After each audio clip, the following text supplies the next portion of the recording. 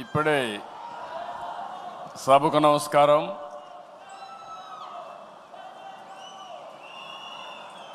గట్టిగా అందరం కూడా ఎన్టీఆర్ అంటే గట్టిగా మీరు అమర్హయని గట్టిగా చెప్పాలి, రీసౌండ్ రావాలి. మీ నియోజకవర్గాల్లో కూడా ఈ శబ్దం వినిపించాలి. ఎన్టీఆర్, ఎన్టీఆర్, ఎన్టీఆర్, తెలుగుదేశం, తెలుగుదేశం, తెలుగుదేశం. ఇప్పుడే మనం చూసాం, యుగ పురుషుడు మనల్ని ఆశీర్వదించడానికి స్వర్గం నుంచి దిగొచ్చి నిండు మనసుతో ఆశీర్వదించాడు. అది కూడా మీరు ఒకసారి చూస్తే, నేను ఐటీ మాట్లాడాను, అప్పుడు నమ్మలేదు. ఇప్పుడు ఎన్టీ రామారావు గారే వచ్చి మనల్ని దీవించారంటే అది ఆర్టిఫిషియల్ ఇంటెలిజెన్స్ అని చెప్పి కూడా నేను మీకు తెలియజేస్తున్నా. ఆయన తెలిసిన వాళ్ళకందరికీ అర్థమవుతుంది. ఇలాంటి వినూత్నమైన కార్యక్రమాలతో మనం ముందుకు పోతున్నాం. మహానాడుకి సముద్రంలా పోటెత్తి వచ్చిన తెలుగు తమ్ముళ్లకు, చెల్లమ్మలకు, టీడీపీ వీరాభిమానులకి అందరికీ మరొక్కసారి నా నమస్కారాలు. మేము కొద్దిగా ఆలస్యంగా కొంతమంది వేదికపై నుండే నాయకులు వచ్చారు, కానీ మీరు మాత్రం 10 గంటలంటే డాట్ 10 గంటలకు ఈ హాల్ అంతా పూర్తయిందంటే అది మీకుండే కమిట్మెంట్ అని మరొక్కసారి విజ్ఞప్తి చేస్తున్నారు. మహానాడు తొలి రోజు పలు కీలక అంశాలపై మనం చర్చించుకున్నాం. నిన్నటి మహానాడు చర్చలు ఎంతో అర్థవంతంగా పార్టీని మరింత బలోపేతం చేసే విధంగా, రాష్ట్ర ప్రజలకు మేలు చేసే విధంగా సాగాయి. ఈరోజు మన పార్టీ వ్యవస్థాపక అధ్యక్షులు, తెలుగు తేజం, తెలుగు ప్రజల ఆత్మ గౌరవ శిఖరం, తెలుగు పౌరుషం, సినీ రాజకీయ సార్వభౌముడు శ్రీ నందమూరి తారక రామారావు గారి జయంతి. సాధారణంగా ఒక వ్యక్తిని కానీ, ఒక సినిమా హీరో కానీ, ఒక రాజకీయ నాయకుడిని కానీ కొంతమంది వ్యక్తులు, కొన్ని సమూహాలు, కొన్ని వర్గాలే అభిమానిస్తాయి. కానీ తెలుగు జాతి మొత్తం అభిమానించే, ఆరాధించే, గుండెల్లో పెట్టుకునే ఏకైక నాయకుడు నందమూరి తారక రామారావు గారు. ఎన్టీఆర్ జయంతి అంటే తెలుగు జాతికి ఒక పండుగ రోజు, ప్రతి ఒక్కరూ స్మరించుకునే రోజు. మనకు తెలిసిన, మన కళ్ళ ముందు కనిపించిన యుగ పురుషుడు ఒకే ఒక వ్యక్తి, ఎన్టీఆర్. ఒకే వ్యక్తి 2 రంగాల్లో రారాజుగా రాణించడం మనం చరిత్రలో చూడలేదు. ఎన్టీఆర్ జీవితంలో ఎన్నో మలుపులు, మరెన్నో మెరుపులు, ఇంకెవరి జీవితంలో చవి చూడని మజిలీలు. ఒక సాధారణ ప్రభుత్వ ఉద్యోగ ప్రస్థానం మొదలుపెట్టి తెలుగు సినీ చరిత్రలో ఎవరెస్ట్గా ఎదగడం, ప్రజల కోసం పార్టీ పెట్టి ముఖ్యమంత్రి కావడం, ఇది అనితర సాధ్యం. ఎన్టీఆర్ జీవితం పూల పాన్పు కాదు, నిరంతరం పోరాటాలతోనే ఎదిగారు. స్వీయ క్రమశిక్షణ, నీతి నిజాయితీ, పట్టుదల ఆయన ఆయుధాలు. పాలు అమ్ముతూ చదువుకున్న, ప్రభుత్వ ఉద్యోగం చేసిన, సినిమాల్లో నటించిన, రాజకీయాల్లో వచ్చిన, ఆత్మ గౌరవాన్ని, ఆత్మాభిమానాన్ని వీడని నాయకుడని చెప్పి కూడా నేను మీకు తెలియజేస్తున్నా. ఒక సామాన్య రైతు బిడ్డగా పుట్టి 33 ఏళ్ళు వెండితెర జీవితంలో 13 సంవత్సరాలు రాజకీయ జీవితంలో అద్వితీయ చరిత్ర సృష్టించారు. అందుకే ఎన్టీఆర్ పేరు తలుచుకుంటే చాలు నరాల్లో ఉత్తేజం వస్తుంది.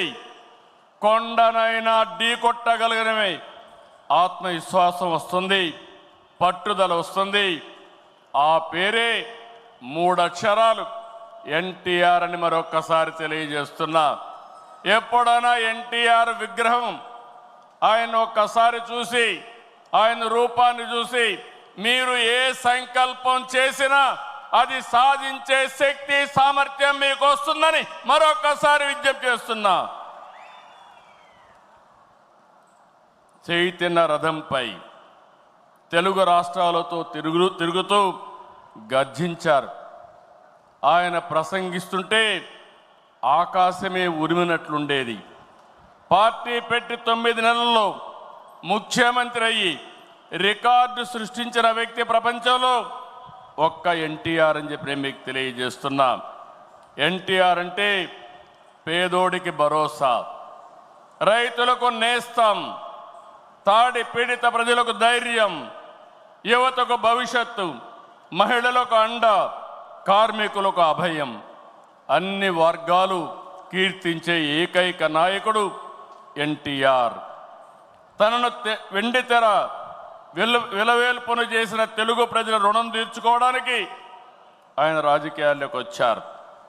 అందుకే ఎంత కష్టమైనా వెనుకడుగేయలేదు. 60 సంవత్సరాల్లో రాజకీయాల్లోకి వచ్చి చరిత్ర సృష్టించిన వ్యక్తి. ప్రజలపై నుండే ప్రేమాభిమానాలు, అవినీతి రాజకీయాల్ని కడిగి పారేయాలనే పట్టుదల ఆయన రాజకీయాల్లోకి తీసుకొచ్చింది. సమాజమే దేవాలయం, ప్రజలే దేవుళ్ళనేది పార్టీ సిద్ధాంతంగా మార్చారు. అధికారం అంటే బాధ్యతని చాటి చెప్పారు. పదవంటే సేవ చేసే అవకాశమని నిరూపించారు. పాలకులంటే సేవకులని చెప్పి దేశ రాజకీయాల అర్థాన్నే మార్చిన ఏకైక నాయకుడు ఎన్టీ రామారావు. ఎన్టీఆర్ పార్టీ పెట్టి కూడు గూడు గుడ్డ తన విధానం అని చెప్పారు. పార్టీలో ఇల్లు, నాగలి, చక్రంతో తన ప్రాధాన్యతలు వివరించారు. 43 ఏళ్ళు ఎన్టీఆర్ రూపొందించిన పసుపు జెండా శాశ్వతంగా ఉంటుంది. తెలుగు జాతి ఉన్నంత వరకు ఎన్టీఆర్ గుర్తుంటారు. ఈ జెండా ప్రజలకు సేవ చేస్తుందని చెప్పి కూడా నేను మీకు తెలియజేస్తున్నా.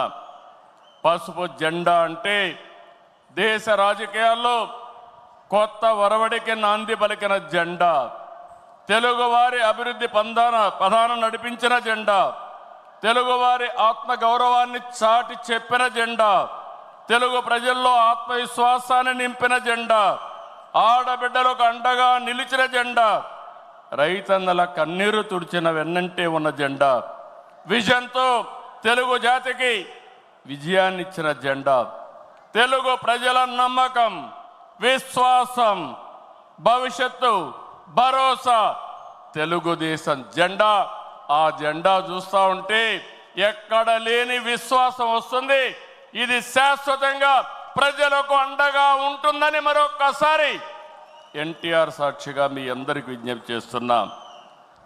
సంక్షేమం, అభివృద్ధి, సుపరిపాలనతో కొత్త వరడికి శ్రీకారం చుట్టిన వ్యక్తి ఎన్టీఆర్. పేదవాడికి పట్టెడన్నం పెట్టాలని 2 రూపాయల కేజీ బియ్యం, అందరికీ పక్కా ఇళ్ళు, బడుగులకు జనతా వస్త్రాలు అందించారు. వృద్ధాప్య పింఛను, 50 రూపాయలకే హార్స్ పవర్ విద్యుత్తు, గురుకుల పాఠశాలల ఏర్పాటు, పిల్లలకు మధ్యాహ్న భోజన పథకం, మహిళలకు ఆస్తి హక్కు, సాగునీటి ప్రాజెక్టుల నిర్మాణం, ఉద్యోగ కల్పన, పరిశ్రమల ఏర్పాటు, రోడ్ల నిర్మాణం. ఇలా సంక్షేమాన్ని, అభివృద్ధిని సమతుల్యం చేశారు. పటేల్ పట్వారీ వ్యవస్థ, సింగిల్ విండో విధానం, బీసీలకు, మహిళలకు స్థానిక సంస్థల్లో రిజర్వేషన్లు తీసుకొచ్చారు. రాజకీయాల్లో రాకమునిపే సేవాభావం ఉండే వ్యక్తి ఎన్టీ రామారావు గారు. 1952 సంవత్సరంలో రాయలసీమ కరువు వస్తే జోలి బట్టి డబ్బులు వసూలు చేసిన వ్యక్తి. 1962లో భారత చైనా మధ్య యుద్ధం వస్తే విరాళాలు సేకరించిన వ్యక్తి.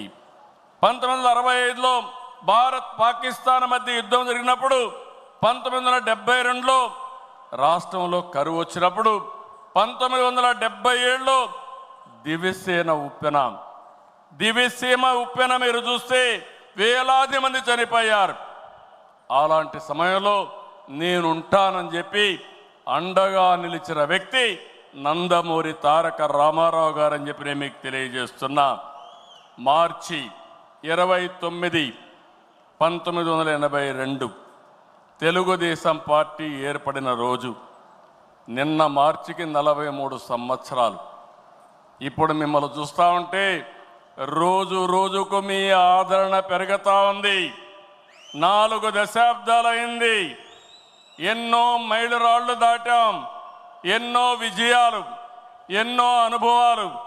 ఎన్టీఆర్ ఆశయాలు, సిద్ధాంతాలని ముందుకు తీసుకెళ్తున్నాం. ఆయన స్ఫూర్తితోనే సమిక్షేమానికి, సంస్కరణలు, అభివృద్ధికి పెద్దపీట వేస్తున్నాం. 2024 ప్రజలిచ్చిన తీర్పు, విధ్వంసం నుంచి అభివృద్ధి వైపు ముందుకు పోతున్నాం. పేదరికం లేని సమాజం కోసం మన నాయకుడు తప్పించారు. ఆయన ఆశయం కోసరం నేను ఒకటే ఆలోచించాను, శాశ్వతంగా జీరో పావర్టీ. అంతేకాదు, శాశ్వతంగా పేదరికం లేకుండా చేయడమే కాకుండా ఆర్థిక అసమానతలు తగ్గించి ప్రతి ఒక్కరి జీవితంలో జీవన ప్రమాణాలు పెంచాలనేది తెలుగుదేశం పార్టీ సంకల్పం అని చెప్పి కూడా నేను మీకు తెలియజేస్తున్నా. అందుకే నిన్నే మనం చూసాం, ఈరోజు కూడా మనం కంటిన్యూ చేస్తున్నాం. నా తెలుగు కుటుంబం, 6 శాసనాలు, ఈ 2 కూడా ఒక గేమ్ చేంజర్గా తయారవుతాయి. నేను ఏమాత్రం అనుమానం లేదు, మీలో స్ఫూర్తి చూస్తున్నా. ఎన్టీ రామారావు గారి ఆశీస్సులు ఉన్నాయి. మనం అందరం కష్టపడదాం. 2047కి ప్రపంచంలోనే ఒక అగ్రజాతిగా తెలుగు జాతి తయారవుతుంది. ఇది ఒక సంకల్పం. ఆ సంకల్పాన్ని ఈ కడప మహానాడులో ఎన్టీఆర్ సాక్షిగా మనం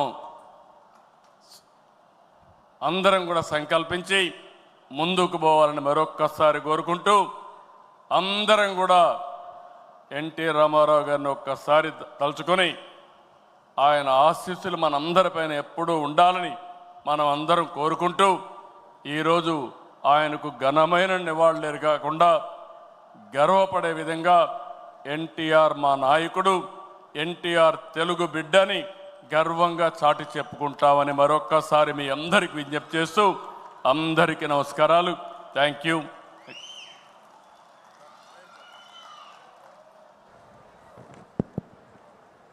థ్యాంక్ యూ సార్.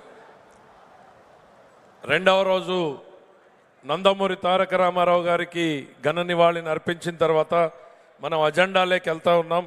ఇవాళ అజెండాలో రెండవ అంశంగా ఉన్నటువంటిది తెలుగు జాతి విశ్వఖ్యాతి, తెలుగు జాతి ప్రాభవం, వైభవం, తెలుగు జాతి తెలుగుదేశం పార్టీ వచ్చిన తర్వాత ఏ రకంగా విశ్వవ్యాప్తంగా మన అభివృద్ధి ఫలాలను అందుకుంటూ తెలుగుదేశం పార్టీ ఆవిర్భావ అనంతరమే తెలుగు జాతి ఏ రకంగా తన వైభవాన్ని, ప్రాభవాన్ని చాటి చెప్తోందనేటువంటి అజెండాలో మనతో మాట్లాడడానికి మాజీ మంత్రివర్యులు శ్రీ నక్కా ఆనందబాబు గారిని రావాల్సిందిగా సగౌరవంగా ఆహ్వానిస్తున్నాం.